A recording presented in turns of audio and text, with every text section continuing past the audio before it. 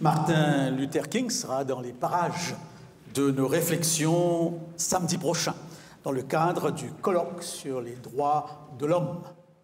Et il a dit ceci: avoir la foi, c'est monter la première marche quand on ne voit pas tout l'escalier.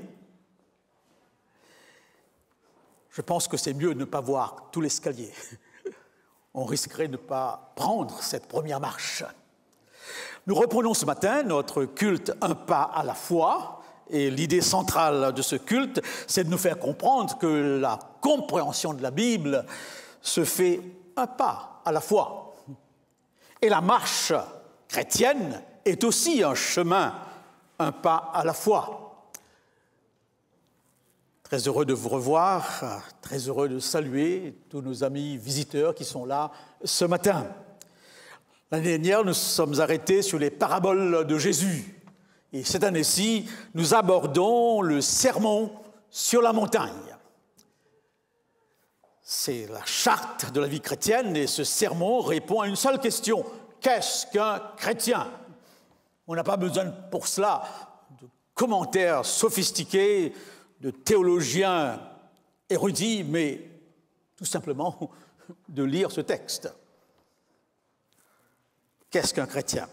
Et le mot-clé, n'est-ce pas, des béatitudes qui concernent le sermon de ce matin est un mot qu'il faudra bien comprendre. Heureux, béni soit. Il est question du bonheur. Il n'est pas seulement dans les béatitudes, ce mot, vous le trouverez dans dans les évangiles, dans le Nouveau Testament, et même au moins 7 fois dans l'Apocalypse. Ce sermon est contradictoire, paradoxal. Et je voudrais vous signaler 2 appréciations complètement opposées, radicalement opposées. Le premier nous vient d'un homme qui n'est pas de la maison, qui n'est pas chrétien, et qui est considéré par des historiens comme étant le plus grand chrétien après le Christ. Il a totalement, dans sa démarche de vie, intégré le sermon sur la montagne. Eh bien, je parle tout simplement du Mahatma Gandhi. Voilà ce qu'il dit. Le message de Jésus, tel que je le comprends, est contenu dans le sermon sur la montagne. C'est ce sermon qui est la source de mon attachement à Jésus. Même si je ne peux prétendre être chrétien au sens confessionnel, l'exemple de la souffrance de Jésus est un facteur intégral de ma foi, fondamental à la non-violence, laquelle dirige toutes mes actions séculières et temporelles.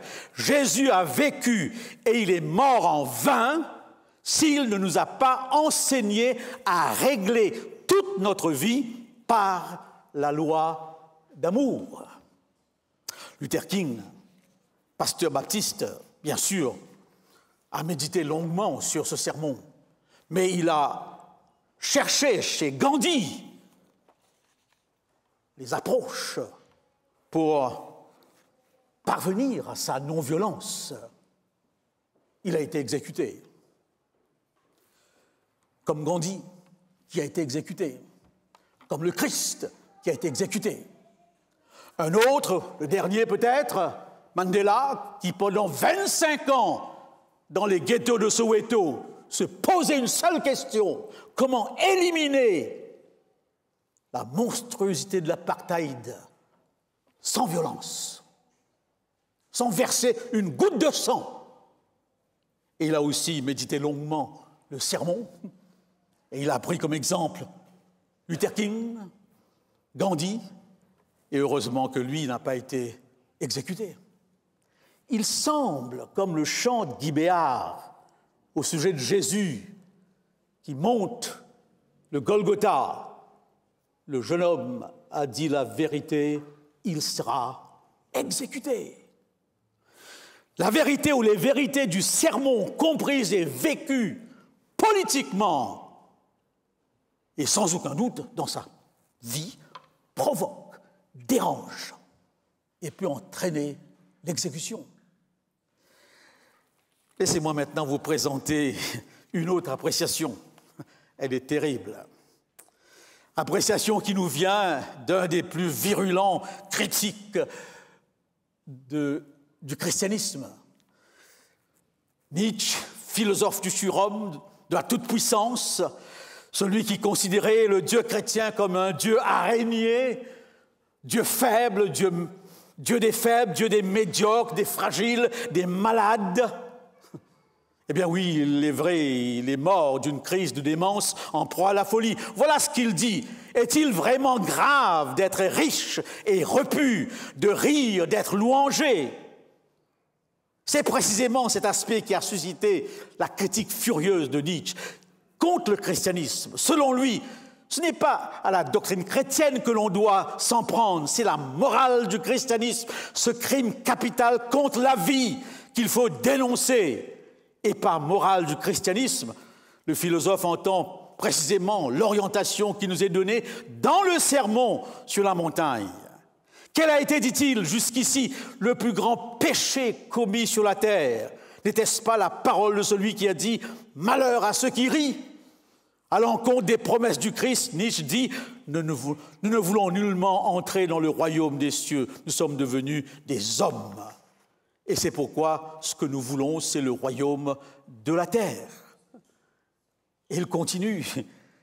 Seuls les bons, seuls sont bénis, seuls sont pieux, les souffrants, les nécessiteux, les malades, les difformes. Vous les nobles, les puissants, vous êtes de toute éternité mauvais, les cruels, les avides, les insatiables, les impies, vous demeurez les maudits, les damnés, les réprouvés éternellement. Position radicale. Et je reviendrai sur cette accusation de Nietzsche. Relevons quelques éléments de ce sermon, suivant l'itinéraire que vous pouvez voir sur l'écran. Ça apparaîtra tôt ou tard, n'est-ce pas?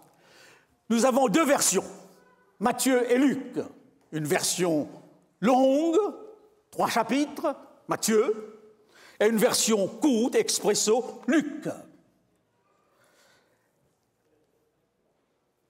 Est-ce que c'est le même sermon? Nous laissons aux experts le soin de débattre ce problème.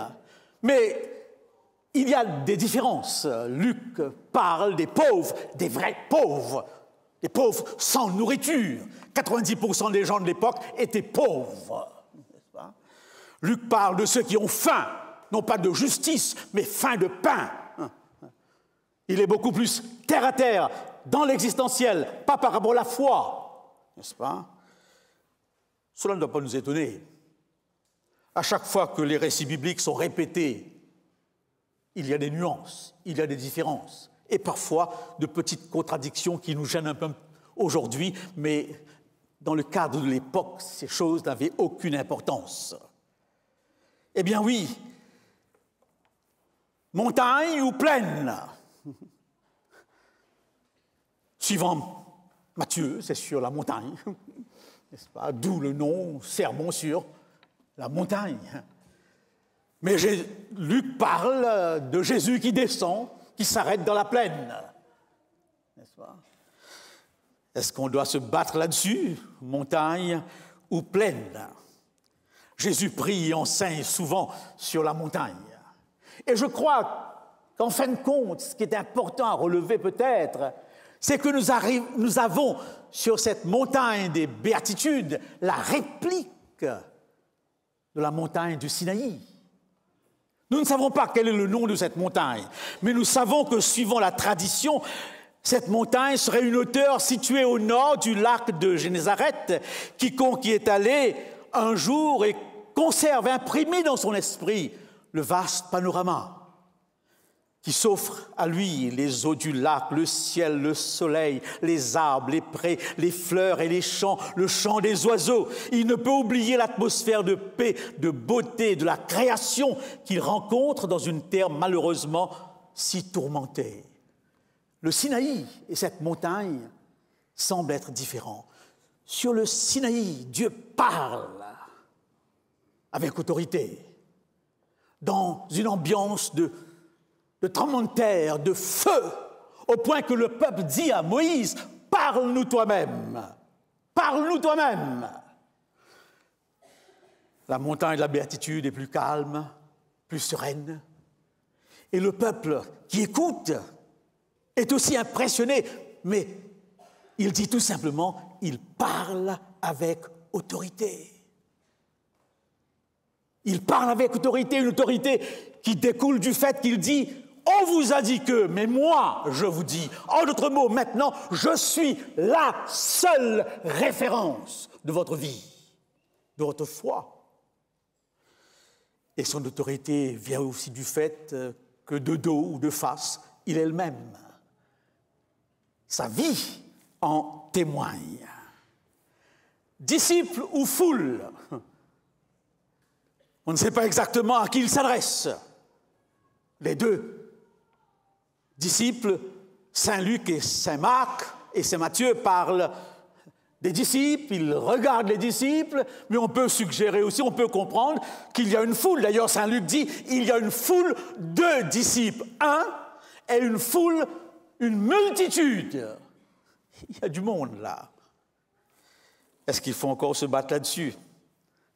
La foule et les disciples sont toujours côte à côte, marchent de pair. Eh bien oui,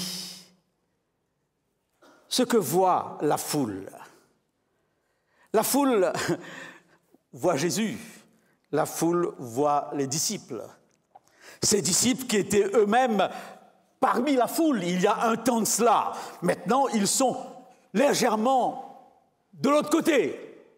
Je dis bien légèrement. Ce que voient les disciples, la foule dont ils sont sortis de cette foule. Et maintenant, ils ne sont pas au-dessus de cette foule. Ils sont toujours non loin de la foule. Et c'est cette foule à laquelle ils doivent prêcher. Ils doivent être avec cette foule. Et ce que voit Jésus, ses disciples, la petite église, 12, 70, et la grande foule, vous, qu'il voit déjà en avance, cette foule qu'il voudrait voir devenir son Église.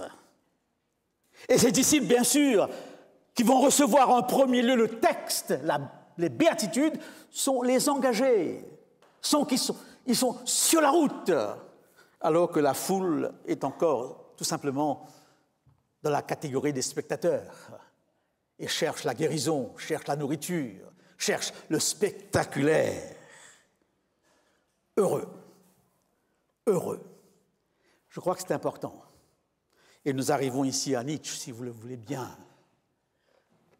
Quand on comprend la Bible et l'Évangile, c'est impossible que la pauvreté, la maladie, les situations les plus terribles soient considérées comme des situations vertueuses. Cette béatitude n'a pas pour but de porter au nu ou de donner un mérite à la pauvreté, la persécution, les larmes, la soif, les insultes, la moquerie, la raillerie. Ce serait mal comprendre le texte que de croire que Jésus est en train de dire ici « heureux » quand vous serez dans ces situations-là. Et de faire de ces situations-là l'élément clé de votre foi. Non! La vie en Christ dans ce monde entraîne ces situations négatives. Mais c'est notre relation avec le Christ qui nous communique la force de vivre dans ces situations. Heureux serez-vous dans ces situations, si toutefois elles vous frappent. Heureux serez-vous de la relation que vous avez avec moi, pas avec la situation. Et c'est cette relation avec le Christ qui va impacter ces différentes situations. Je crois que c'était important de souligner. Si nous partons du principe qu'il y a là une sorte de noblesse accordée à la pauvreté et à tout ce qui suit, des situations dramatiques, eh bien nous sommes dans la même logique que Nietzsche.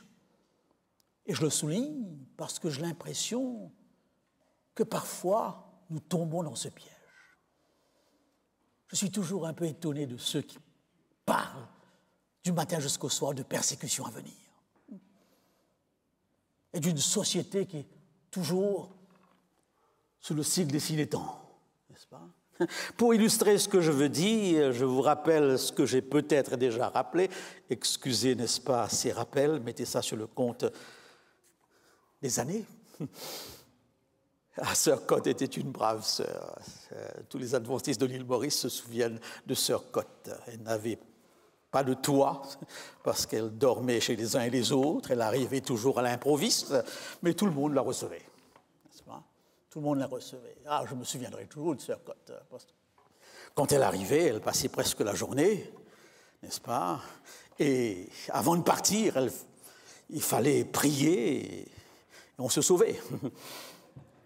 Parce que Sœur Cotte faisait de ces prières qui ne finissaient pas. Elle commençait avec 3 ou 4 psaumes, chantait 4 ou 5 cantiques. Ensuite, commençait les prières pour le pater, pour la mère et pour chacun. Ça, c'était long. Mais papa nous rattrapait toujours. Il fallait à tout prix être là et prier avec Sœur Cotte. Je crois que si l'Église adventiste avait un système de canonisation, on l'aurait canonisé. J'en suis convaincu, n'est-ce pas? Et Sœur Cotte, avant de partir, résumait toute la foi chrétienne en 3 mots. Luttons, prions, souffrons. Voilà ce que je retiens. Luttons, prions, souffrons. En d'autres mots, réjouissons-nous d'être pauvres, d'être l'Église du reste, la plus petite, méprisée parfois, raillée parfois, sectaire parfois, ou considérée comme. Ce n'est pas ça ce que le Christ dit. Ah, je pense aussi à une autre sœur. Est-ce qu'elle aurait été canonisée? Je ne pense pas, n'est-ce pas? Mais dans une église où on faisait des rénovations, on voulait changer les bancs, et j'avais proposé un banc un peu plus agréable, plus confortable, avec une petite couche de mousse capable, n'est-ce pas, de soulager certaines parties du corps, n'est-ce pas? Alors elle s'est offusquée en disant « La vie chrétienne, ce n'est pas le confort. Et quand on adore, il faut souffrir. » Rappel peut-être d'un christianisme où la douleur est l'élément clé. Eh bien non, non, il faut bien faire attention. Heureux est l'élément clé ici. Et ce heureux va au-delà de toutes les situations ici présentées. Il ne faut pas les rechercher absolument. La vie s'en charge de nous y mettre de temps en temps. Heureux, n'est-ce pas? Heureux. Et bien sûr, nous arrivons maintenant sur l'élément qui va sans aucun doute guider tous ceux qui vont commenter eh bien, ce sermon. Quelle est la fenêtre nous permettant de comprendre ce sermon? Le Sinaï, par rapport à la montagne de la béatitude, c'est la lettre de la loi par rapport à l'esprit de la loi. Ce n'est pas la première fois qu'on en parle, mais il faut toujours le rappeler. Et ce n'est pas si simple. Ce n'est pas si simple. Si vous voulez 2 illustrations pour faire comprendre ce qu'on vous a fait comprendre plus d'une fois, ce brave prêtre, eh bien, qui se fait gifler, ça arrive. Et bien sûr, suivant la lettre de la loi, il tend la joue gauche. Et il reçoit une 2e gifle bien appliquée. Et ensuite, il se retrousse les manches en disant « Le Christ n'a rien dit de plus ». Et vous savez ce qui a suivi? La lettre de la loi. N'est-ce pas? La lettre de la loi. Les mots. Je pense à une autre expérience que j'ai eu l'occasion de voir à la télévision. Les noms m'échappent. C'était un joueur de tennis russe. Je n'arrive plus à me souvenir de son nom, mais je l'ai enregistré, cette scène. Et il joue contre un autre, un Japonais, n'est-ce pas, dont le nom aussi m'échappe. Et tout à coup, le Japonais tombe. Il est là sur le sol, il est presque inerte. La foule retient son souffle et le Russe s'approche des filets. Il a les yeux braqués sur l'arbitre et la scène dure pendant 3 minutes, sans aucune intervention. Personne ne comprend. On se dit, mais Qu'est-ce qu'ils attendent pour voir si ce Japonais fait une crise cardiaque ou pas? Après 3 minutes que je comprends la situation, le commentateur qui explique et qui dit que suivant les lois du tennis, comme c'est si facile de simuler afin de déranger l'autre, de le déstabiliser, à la McEnroe par exemple, n'est-ce pas? On respecte 3 minutes pour être sûr et certain que c'est la réalité. Dans le foot, ces simulations deviennent exaspérantes. À la Neymar, vous savez de quoi je parle. Vous lui touchez sur le dos, il fait une roulade sur presque 1 mètre, n'est-ce pas? Et après, il se lève en souriant, n'est-ce pas? Et ce qui faisait dire un jour à la reine Élisabeth, mais pourquoi est-ce qu'ils tombent tous si facilement que ça? N'est-ce pas? Eh bien oui, par rapport à cette aberration de la simulation, cette loi exige qu'on attende 3 minutes avant l'intervention. Suffisamment de temps pour mourir. La lettre de la loi, l'esprit de la loi. Mon père me disait toujours, Karl, ce qui est important, c'est le principe. Ce qui est important, c'est la procédure. Mais le Christ vient justement dans ce sermon nous apprendre que derrière la loi, derrière les principes, il y a des individus, des êtres dans leur vie de chaque jour. Et lui ne va pas abolir la loi, mais aura toujours comme premier regard l'individu qui est en face. Et comme il peut savoir, comme il peut connaître ce que nous ne pouvons pas connaître, à savoir, eh bien, les mobiles des cœurs, alors son action est beaucoup plus efficace que la nôtre. Bien, je voudrais faire remarquer une chose toute simple, n'est-ce pas, que nous oublions très très souvent. Et il m'arrive parfois d'entendre les gens dire « mais dans le régime de la grâce, c'est beaucoup plus simple, c'est beaucoup plus facile ». Je ne le pense pas, je ne le pense pas. Je crois que personne dans cette salle a déjà tué quelqu'un. Est-ce qu'il y a un criminel dans cette salle, un ancien? Probablement, il ne se lèvera pas, n'est-ce pas? Mais on le saurait. On sait tellement tout dans cette petite communauté, n'est-ce pas? S'il n'y a personne qui a tué, donc la lettre de la loi n'est pas compliquée à mettre en pratique. Les prisons sont remplies, mais il y a 60 millions de Français qui n'ont jamais tué. Personne n'a tué. Tu ne tueras point. Mais c'est facile, personne ne l'a fait ici. Oui ou non? On a peut-être tué une puce, un cafard, rien de plus, des moustiques. Mais qui oserait dire « je n'ai jamais employé une parole blessante, ironique, indifférente » Qui, dans cette salle, pourrait dire « à ce niveau, je suis OK ». L'esprit de la loi, c'est très compliqué. Très, très compliqué. N'est-ce pas? Très difficile. Eh bien oui, j'en suis convaincu, je suis convaincu, n'est-ce pas, eh bien, que personne, il est relativement facile de ne pas assassiner, mais plus difficile d'aller vers les autres avec amour. Il est facile d'éviter le lit d'une voisine. Peut-être que certains sont tombés dans ce piège. Eh bien oui, la couverture était si douce, n'est-ce pas? Oui, il est facile d'éviter le lit d'une voisine, mais plus difficile de garder son mariage en vie, oui ou non? Qu'est-ce qui est plus facile? Qu'est-ce qui est plus difficile? L'esprit de la loi. On aurait pu multiplier les exemples. C'est pour cette raison, n'est-ce pas, qu'après ce sermon ou après ces sermons, les disciples disaient au Christ, mais dans ce cas, qui peut être sauvé? Qui peut être sauvé? Qui se sentirait totalement innocent au niveau des mobiles, des actes et des pensées? Eh bien oui, l'esprit et la lettre de la loi. Mais je voudrais, chers amis, vous faire remarquer tout simplement ceci. Ce sermon n'est que le portrait de Jésus lui-même. En lisant attentivement le texte, on se rend compte que les béatitudes, d'une manière peut-être voilée, nous présentent une biographie intérieure de Jésus, un portrait de sa personne. Et il se présente dans ce sermon comme l'exemple à ses disciples, comme indication à la foule. Mais il s'adresse à vous et à moi, il s'adresse aux disciples. Rappelons tout simplement qu'il était pauvre. Pauvre. Non pas seulement de cœur, mais pauvre, pauvre, vrai pauvre. Ses parents étaient pauvres. Son lieu de naissance était pauvre.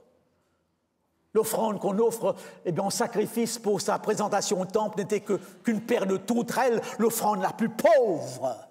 Il grandit dans une petite ville, Nazareth, à la réputation très pauvre. Il était pauvre, n'est-ce pas? Il était doux et humble de cœur. Heureux les doux, il était doux. C'était le vrai débonnaire. Il a souffert la moquerie, la raillerie jusqu'à la mort de la croix. Il a souffert l'opposition. Il était l'incarnation de la miséricorde.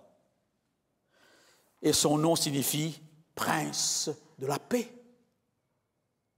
Et toute sa vie n'a été qu'une vie recherche de justice, n'est-ce pas? Recherche de miséricorde. Donc, lorsqu'on aborde ce sermon, il faudrait la voir, ce Christ défini ici dans ce récit. Et je pourrais maintenant ajouter un autre dont la vie est l'expression, de ce sermon. C'est l'apôtre Paul. Paul. Je rappelle quelques textes qui sont chez Paul, des références. J'ai appris à être content de l'état où je me trouve. J'ai appris à être content de l'état où je me trouve. Cela me rappelle une chanson qui dit ceci: l'esprit content, c'est un trésor, c'est le plus beau, le plus précieux trésor que l'on connaisse. Être content, sans envie, sans convoitise. J'ai appris à être content de l'état où je me trouve. Quand je suis faible, dit-il, c'est alors que je suis fort, n'est-ce pas? En Christ.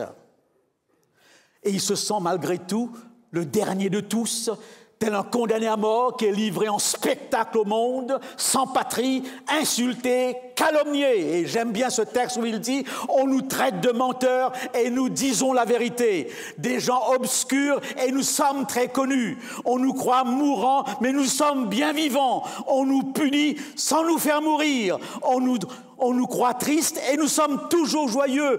Pauvres et nous faisons tout. Et nous faisons tant de riches, démunis de tout, et nous possédons tout. À tout moment, nous subissons l'épreuve, mais nous ne sommes jamais écrasés. Nous sommes désorientés, mais non pas désemparés.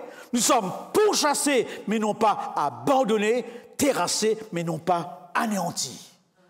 Voilà, nous sommes heureux. Nous sommes heureux. Pourquoi peut-il dire cela? Parce qu'il peut ajouter « Christ est ma vie », tout le reste n'a aucune importance, même ces situations les plus terribles. Voilà, chers amis, comment comprendre ce sermon. Et je voudrais juste ouvrir une parenthèse avant de toucher le dernier élément.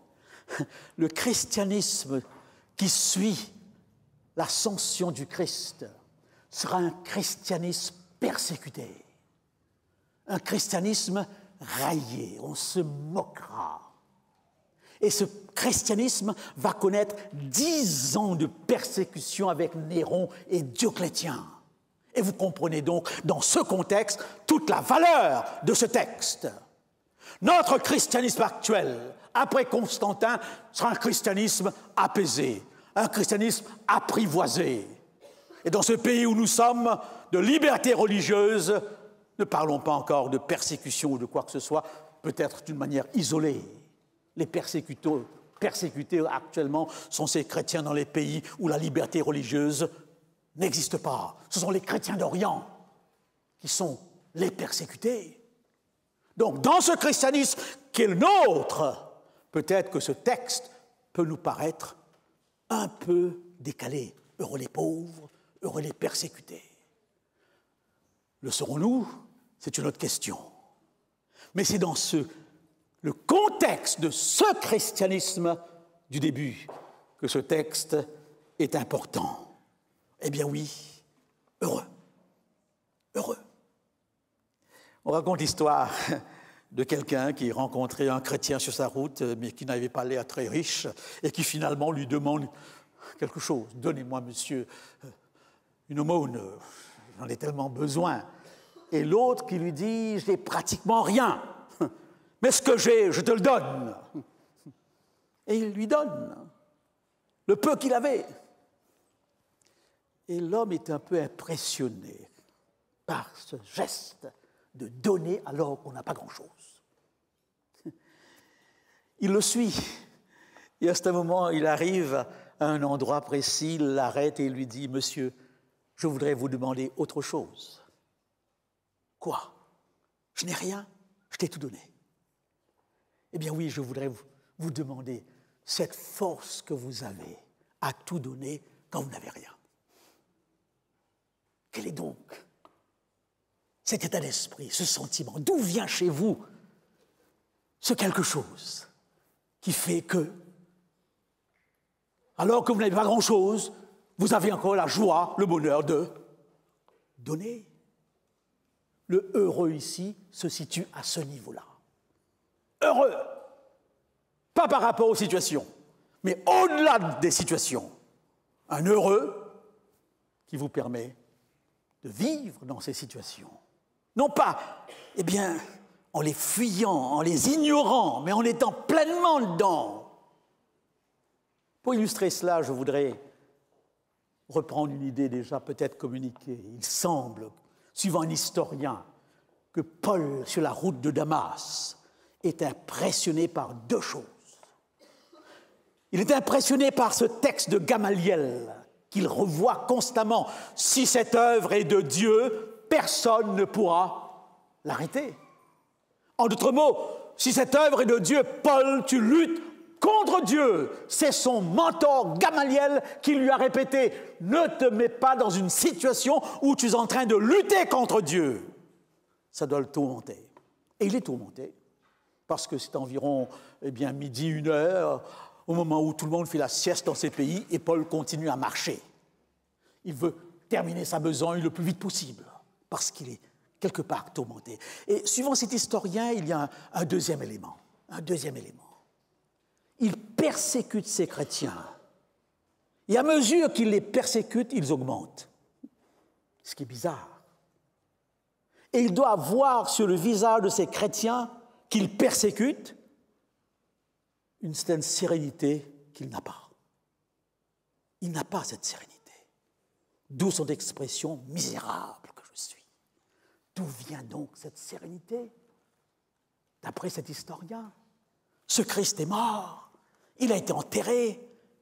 Est-ce que c'est la preuve que quelque part, il ne soit pas encore mort? Heureux, heureux. Et je crois que cette autre réflexion d'un autre historien, ou ce récit que rapporte un autre historien, va un peu dans ce sens. Néron, qui visitait un peu les arènes où les chrétiens avaient été exécutés, martyrisés, et partout traînaient des morceaux de chrétiens.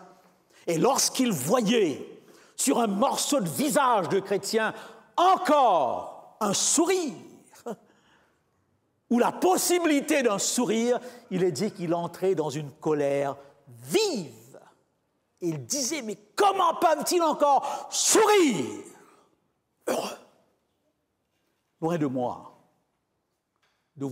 d'essayer de vous aider à comprendre cela, ça me dépasse. Ça me dépasse. Mais c'est un peu cela peut-être que Paul veut dire lorsqu'il parle du mystère du Christ. Christ en vous, mystère pour les païens. Christ en vous, mystère, incompréhension. Monsieur, dites-moi d'où vient cette force que vous avez pour donner encore ce que vous n'avez pas. Dites-moi, comment se fait-il que sur ces visages en morceaux se trouve encore une certaine béatitude, un signe du royaume à venir. Luc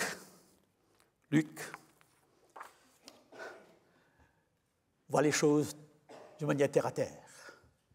Il parle de la pauvreté, de la faim, de la maladie.